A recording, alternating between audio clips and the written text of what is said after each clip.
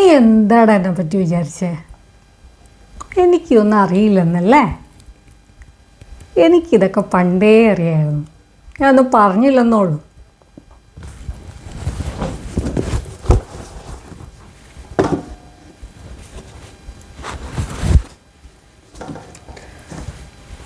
എന്ത് പൊട്ടനാടാ! ഇപ്പോഴത്തെ കാലത്ത് ഇതൊക്കെ ആരെങ്കിലും ചെയ്യൂ?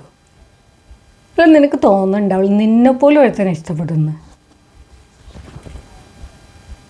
അല്ല, നീ അവളെപ്പറ്റി എന്തെങ്കിലും അന്വേഷിച്ചിട്ടാണ് നടക്കണേ? എൻ്റെ ജീവിതത്തിൽ 1-2 കൊല്ലമൊക്കെ ആയില്ലേ?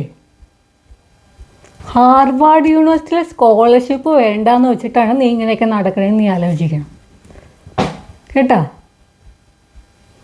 ഇതിൻ്റെയൊക്കെ പുറകിൽ ആരാന്ന് ഞങ്ങൾക്ക് നന്നായിട്ടറിയാം.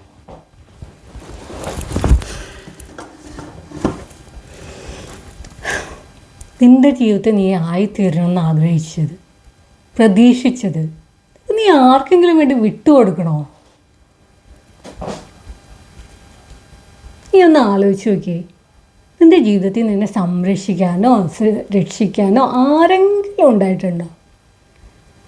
അത് നീയാണ് ഇങ്ങനെയൊക്കെ ചെയ്യണേന്ന് എനിക്ക് ആലോചിക്കുമ്പോഴല്ലോ എനിക്ക് ദേഷ്യമാണോ സങ്കടമാണോ പറഞ്ഞതെന്ന് എനിക്ക് അറിഞ്ഞൂടാ.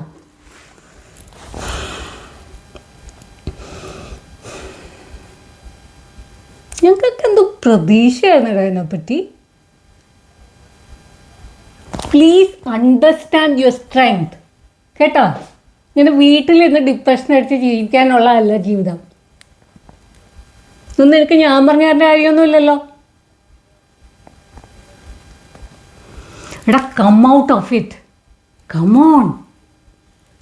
ഒത്തിരി ചെയ്യാനുണ്ടടാ.